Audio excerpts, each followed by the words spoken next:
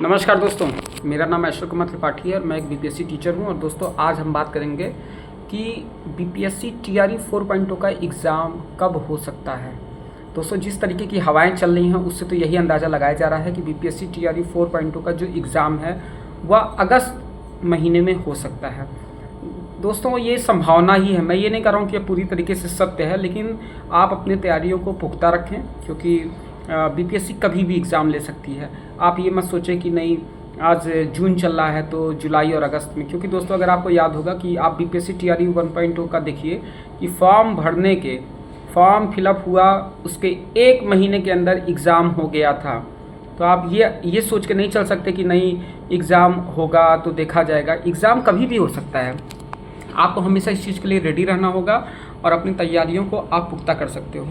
और अगर आपने अपनी पढ़ाई को पूरा कर लिया है तो आप कहीं ना कहीं मॉक टेस्ट देना शुरू करो। जी हाँ दोस्तों, आप रोज़ाना एक टेस्ट लगाना शुरू कीजिए। अगर रोज़ाना एक टेस्ट नहीं हो पा रहा है तो हर 2 दिन या 3 दिन में एक टेस्ट होना ज़रूरी है। सप्ताह में 2 से 3 टेस्ट अगर आप नहीं दे रहे हैं तो निश्चित तौर पे जिस तरीके की कंपटीशन है बहुत सारे बच्चे वो आपसे आगे बढ़ जाएंगे। इसीलिए मेरा कहना है कि आप पढ़िए। आप हिस्ट्री पढ़ते हैं, आप ज्योग्राफी पढ़ते हैं, पॉलिटी पढ़ते हैं, इकोनॉमिक्स पढ़ते हैं, आप तमाम सब्जेक्ट पढ़ते हैं, आप रीजनिंग पढ़ रहे हैं, आप जीएस पढ़ रहे हैं, तो आप तमाम चीज़ें पढ़ रहे हैं, लेकिन आपका आकलन कब होगा? आकलन तभी होगा जब आप मॉक टेस्ट देंगे। क्योंकि दोस्तों जब हम लोग ने तैयारी की थी तो हम लोग अपनी तैयारियों का जो आकलन होता था वो हम लोग मॉक टेस्ट से करते थे कि भाई हमें कुछ आता है तो कैसे आपको पता चलेगा कि वो चीज़ आपको आती है।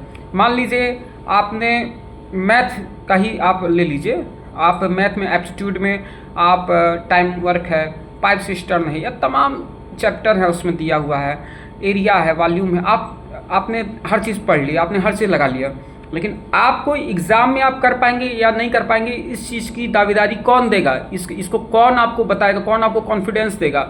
जब आप कमरे में बैठकर अलार्म लगाकर कि हाँ मुझे इतने घंटे का मुझे एग्ज़ाम देना है, जब तक आप इस तरीके से मॉक टेस्ट नहीं देंगे।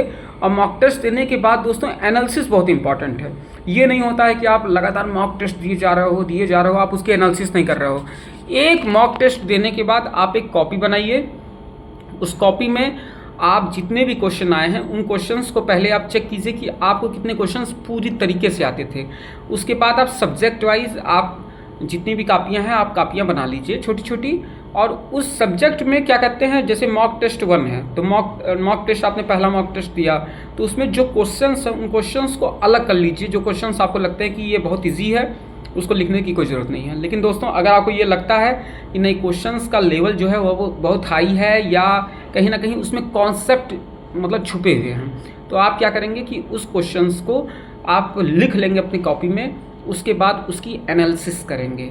जी हाँ दोस्तों, जब तक आप क्वेश्चंस की एनालिसिस नहीं करेंगे तब तक आपको सफलता मिलना मुश्किल है। क्योंकि आज के समय में जो कंपटीशन का स्तर है वह दिन प्रतिदिन इतना ज़्यादा बढ़ता जा रहा है और कहीं से भी लोग मतलब कुछ भी पढ़ने को तैयार हैं, कुछ भी करने को तैयार हैं। तो इस समय यदि आप अपने आप को रेडी नहीं रखेंगे तो निश्चित तौर पे आपको निराशा हाथ लगेगी। तो इसीलिए अभी भी समय है। मैं ये नहीं कहता हूँ कि अगस्त में पेपर हो जाएगा, ऐसा अंदाज़ा लगाया जा रहा है कि अगस्त में हो जाएगा।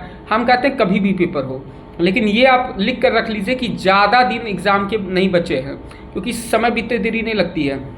आप ये देखिए कि आज जून चल रहा है और जून में आधा जून लगभग ख़त्म हो गया है, और इसके बाद आपके पास बचेगा क्या? आधा जून बचेगा, जुलाई बचेगा, अगस्त में मान लीजिए एग्ज़ाम, क्योंकि सरकार के ऊपर दबाव भी होगा क्योंकि ये चुनावी वर्ष है। चुनावी वर्ष में क्या होता है कि सरकार जब तनाव में आती है कि नहीं बीपीएससी टीआरई 4.0 चुनाव के बाद कराएं कि पहले कराएं, तो निश्चित तौर पे उसको लेके कहीं ना कहीं संघर्ष होना शुरू हो जाएगा और धरना प्रदर्शन होगा। तो सरकार जल्दी से बीपीएससी को निर्देश देगी और बीपीएससी ज़्यादा वक्त नहीं लेती है पेपर को डिज़ाइन करने में। उसके पेपर लगभग डिज़ाइन रहते हैं, उसके एक्सपर्ट उसने अपने पास ऐसे रखे हुए हैं कि वह बहुत जल्दी पेपर को डिज़ाइन कर देते हैं। तो चुनावी वर्ष में हमेशा अपने आप को रेडी रखना चाहिए कि कभी भी एग्ज़ाम आपके दरवाजे को खटखटा सकता है।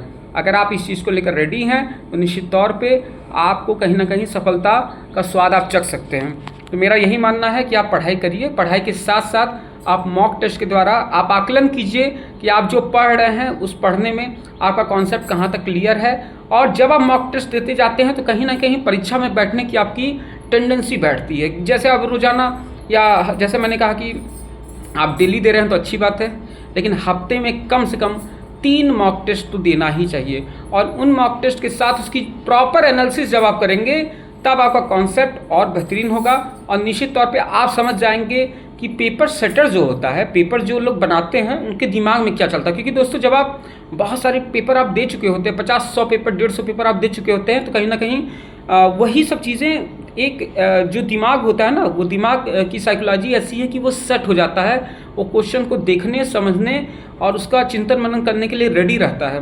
तो अपने आप को कहीं ना कहीं उस चीज़ों में लगाइए, क्योंकि कहते हैं कि भट्टी में जब तक लोहा तपता नहीं है तब तक आप उसको दूसरा आकार नहीं दे सकते हो। तो उसी तरीके से अपने आप को रेडी रखिए, और मेरी तरफ से बेस्ट ऑफ लक है। इसी के साथ मैं अपनी वाणी को विराम देता हूँ। जय हिंद, जय भारत, जय माता।